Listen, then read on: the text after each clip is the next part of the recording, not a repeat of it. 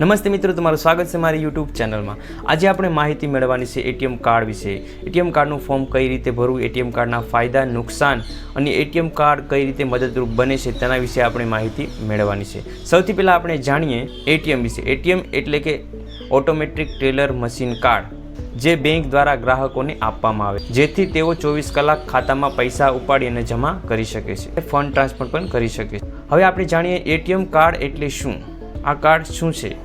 ATM card એ bank દ્વારા આપવામાં આવતું પેમેન્ટ કાર્ડ છે, જેમાં એક મેગ્નેટિક ચિપ હોય છે જે ગ્રાહકોના ખાતાની માહિતી સંગ્રહિત રાખે છે। તેના ઉપયોગથી એટીએમ કાર્ડ દ્વારા ગ્રાહકોનું બેલેન્સ ચેક કરી શકાય છે અને પૈસાની લેવડ દેવડ કરી શકાય છે।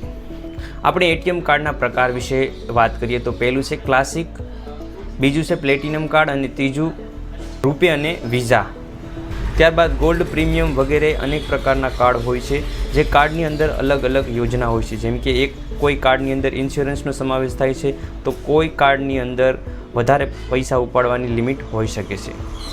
હવે આપણે એટીએમ કાર્ડના ફાયદા વિશે વાત કરીએ તો રોકડ ઉપાડ કરી શકીએ છીએ, બેલેન્સ ચેક કરી મિની સ્ટેટમેન્ટ કાઢી શકીએ છીએ, ત્યારબાદ ઓનલાઈન ટ્રાન્ઝેક્શન કરી શકીએ છીએ, બિલ ભરી શકીએ છીએ વગેરે જેવા અનેક પ્રકારના ફાયદા એટીએમ કાર્ડથી હોઈ શકે છે। હવે આપણે સુરક્ષા અને જાળવણીની વાત કરીએ તો ઘણીવાર આપણી એટીએમ કાર્ડ ખોવાઈ ગયું હોય અથવા ચોરી થઈ ગયું હોય તો તરત આપણે બેંકનો સંપર્ક કરી અને આપણે એટીએમ કાર્ડ બ્લોક કરવું જોઈએ। આપણા એટીએમ કાર્ડનો પિન ક્યારેય કોઈને આપવો નહીં, કોઈને શેર કરવો નહીં અને ઘણી એટીએમ કાર્ડ સરળ અને સુરક્ષિત એક માધ્યમ છે, એટલે આપણે એનો ઉપયોગ કરવો જોઈએ। તો ચાલો આપણે જાણીએ એટીએમ કાર્ડનું ફોર્મ કઈ રીતે ભરવું વિડીયો તરફ।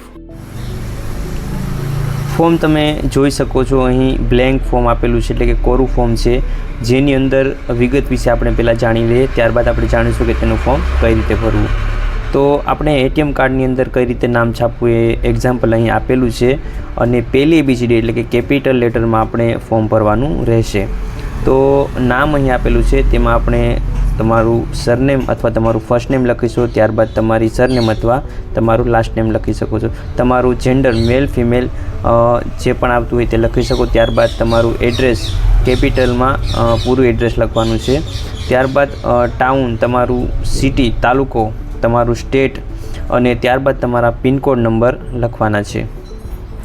અને નીચે આપેલું છે ટેલિફોન નંબર હોય તો અથવા મોબાઈલ નંબર તમારે વ્યવસ્થિત ભરવા, જેના આધારે પ્રોસેસ થતી હોય છે। ત્યારબાદ તમારી ઈમેલ આઈડી હોય તો નાખી શકો, ન હોય તો ન પણ તમે નાખી શકો। ત્યારબાદ તમારી પાસે એક અથવા બે એકાઉન્ટ હોય તો બંને એકાઉન્ટ સિલેક્ટ કરી શકો છો, કરંટ હોય, સેવિંગ હોય તો જે પણ ખાતું હોય તે તમે સિલેક્ટ કરીને તેના ખાતા નંબર નાખી શકો છો।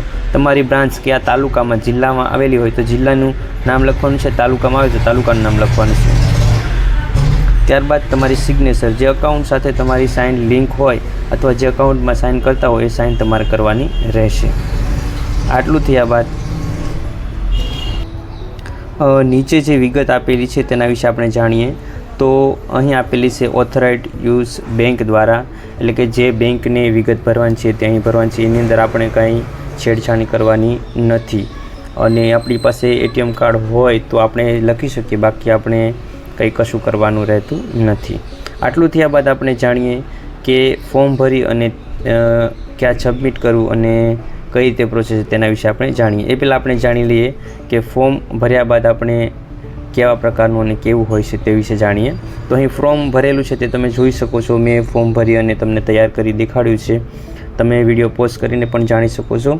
તો અહીં ફર્સ્ટ નેમ લખ્યું છે, ત્યારબાદ મેં લાસ્ટ નેમમાં સરનેમ લખી છે, એડ્રેસ આવી રીતે તમે લખી શકો છો, ત્યારબાદ મેં ટાઉન અને mobile number, pincode number, email ID તમામ વિગત અહીં ભરી છે। મારી પાસે પ્રાઇમરી એટલે એક અકાઉન્ટ છે તેના પર ટિક કર્યું છે અને મારી પાસે જે સેવિંગ અકાઉન્ટ છે એટલે કે મારી પાસે સેવિંગ અકાઉન્ટ છે તે ખાતાની વિગત નાખી છે અને મેં સહી કરી છે। તો આટલું થયા બાદ તમે તમારા ડોક્યુમેન્ટ, તમારી પાસે Aadhaar card, PAN card, bank passbook અને આ એટીએમનું ફોર્મ તૈયાર કરી અને તમારી બ્રાન્ચમાં તમે જમા કરી શકો છો। આટલું થયા બાદ તમારે 15 અથવા 20 દિવસ સુધી રાહ જોવી પડે છે, ત્યારબાદ તે એટીએમ કાર્ડ તમારા સુધી આવે છે।